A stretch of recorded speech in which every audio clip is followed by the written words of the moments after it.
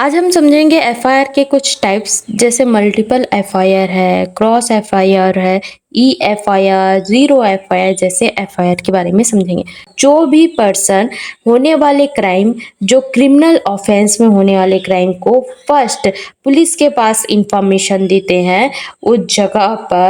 जगह पर हम उसे फर्स्ट इंफॉर्मेशन रिपोर्ट कहेंगे। फर्स्ट इंफॉर्मेशन रिपोर्ट के कुछ टाइप्स है जो बेसिकली बीएनएस एंड बीएनएसएस में बहुत ही अच्छे से एक्सप्लेन किया गया है। फर्स्ट एफआईआर जिसमें मल्टीपल एफआईआर है। मल्टीपल एफआईआर क्या होता है कि एक ही एफआईआर मतलब एक ही क्राइम को अलग अलग जगहों पर दर्ज करवाया गया है, उसके अंतर्गत इंफॉर्मेशन दी गई है, एफआईआर दर्ज करवाया गया है। लाइक समझ लो कि एक बच्चा है जिसकी किडनैपिंग हो चुकी है, तो उनके जो माता पिता है वह दिल्ली में एफआईआर दर्ज करवाते हैं, और जो उनके चाचा है और उनकी जो मौसी है वह भी सोचते हैं कि हम भी एफआईआर दर्ज करवा देते हैं, जिससे क्राइम हुआ है तो वह जल्दी से जल्दी उस पर एक्शन हो, और जो किडनैप हो चुका है बच्चे का, क्योंकि किडनैपिंग के अंतर्गत यह गंभीर अपराध है तो कॉग्निजेबल ऑफेंस में पुलिस के पास एफआईआर दर्ज करवाया जाता है। तो उनके चाचा हैं वह मुंबई में एफआईआर दर्ज करवाते हैं, उनकी मौसी यूपी में एफआईआर दर्ज करवाते हैं। जब भी ऐसा एफआईआर दर्ज करवाया जाता है तो देखा जाता है जो भी एरिया में यह एफआईआर दर्ज करवाया गया है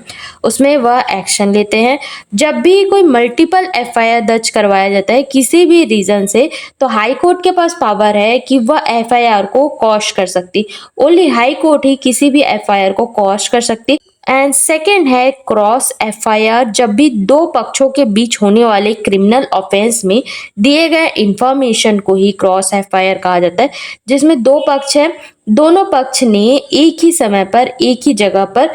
एक ही क्राइम के अंतर्गत इंफॉर्मेशन दी है, उसे क्रॉस एफआईआर कहते हैं। एंटी टाइम एफआईआर जो थर्ड है, इसके अंतर्गत क्या है कि जो भी एफआईआर है वह एफआईआर क्राइम होने से पहले, क्रिमिनल ऑफेंस होने से पहले ही दर्ज करवा दिया गया। ऐसा बहुत कम होता है बट यह भी एक एफआईआर का पार्ट है। मोस्ट इंपॉर्टेंट जीरो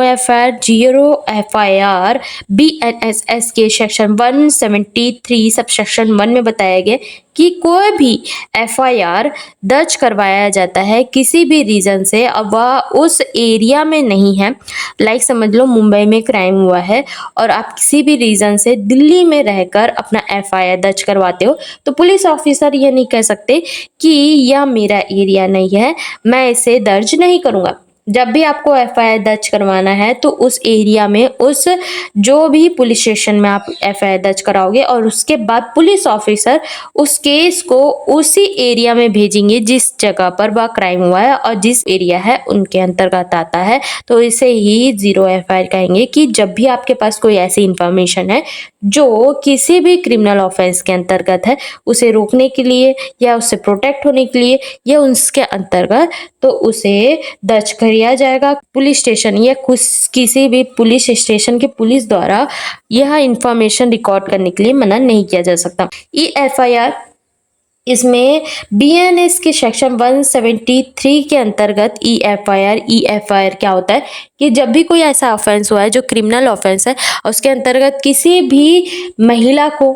या किसी भी पुरुष को यह जानकारी है कि यह ऑफेंस हुआ है और वह पुलिस स्टेशन में जाकर किसी भी ऑफेंस की जानकारी नहीं देना चाहते या उन्हें बंद करके रख दिया गया है पुलिस स्टेशन के पास में या पुलिस ऑफिसर के पास में, तो वह अपनी जानकारी को ऑनलाइन प्रेजेंट कर सकते हैं। ऑनलाइन ऐसे बहुत सारे वेबसाइट्स हैं जिसमें वह एफआईआर दर्ज करवा सकते हैं, जिसके अंतर्गत उन पर एक्शन लिया जाएगा। Lalita Kumari versus state of UP Supreme Court की जजमेंट द्वारा यह बहुत बार हाईलाइट किया गया था, बट स्पेसिफिकली बीएनएसएस के सेक्शन में 173 में इसे बता दिया गया है कि अब आप ई एफआईआर के अंतर्गत भी आप एफआईआर दर्ज करवा सकते हो।